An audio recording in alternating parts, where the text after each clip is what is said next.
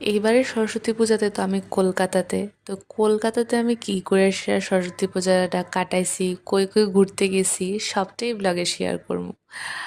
আর এদিকে দেখো আমি রেডি হয়ে গেছি গা একটু পুজো দিতে যাইতে। আর সত্যি কথা কইতে আমরা কোনোখানেই ঘুরতে গেছি না সরস্বতী পূজার, কারণ কি আমার ডিউটি আসিল। আর আমার ইভিনিং ডিউটি আসলো, লেগে সকালবেলা একটু স্নান টান করে ভাবছি একটু পূজা দেবো বলতে আমরা বাড়ির এদিকে একটা শীতলা মন্দির আছে, ওই মন্দিরে অনেকদিন ধরেই যাওয়ার ইচ্ছা আসলো, একটু ফুল টুল নিয়ে একটু প্রসাদ টসাদ দেওয়ার। তারপরে তো এখান থেকে আমরা মার মন্দিরের লেগা মায়ের পূজার লেগা ফুল নিছি। আর ফুলের এদিকে ফুলের দামটা অনেকটাই সস্তা, আর অনেক সুন্দর তাজা তাজা ফুলে পাওয়া যেতেছিল। এদিকে আমি আর বিজয়া দুজনেই পূজার লেগা ফুল লয়ে লাইছি। আর এদিক থেকে কিছু ফল টলও নিমু, আর কিছু মিষ্টিও নিমু। তো এদিকে কিছু ফল টল নিলাম পূজার লেগা, তাইও কিছু নিল। আর এদিকে মানে সব একসাথে আসলো দেখে সুবিধা হয়ে গেছে আর কি, এক জায়গাতে ফল ফুল সব কিছু পাইয়া লেছি।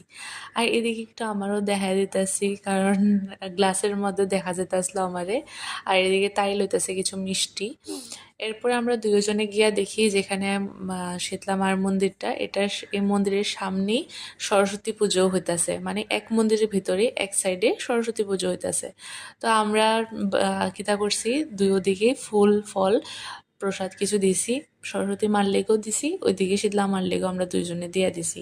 আর আমরার একটা মানে কিতা কইতাম ব্যাড লাক আসলো, যে আমরা যখন গেছি তখন অলরেডি শীতলা মন্দিরের পূজা শেষ আর কি।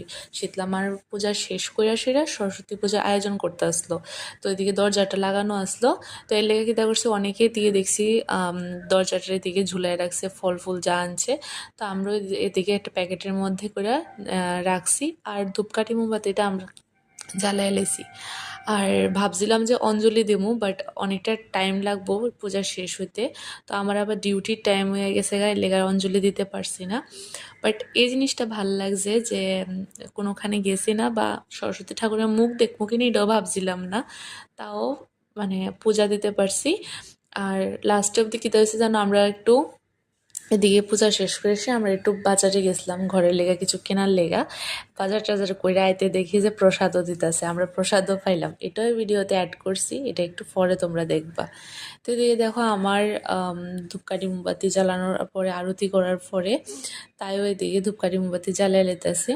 আর যেহেতু দরজাটা লাগানো আসলো এর লেগা মানে মার ছবি বা ভিডিও মানে গ্রিলের ভেতরে হাত ঢুকে সেটা নিতে লাগতেছে আর কি।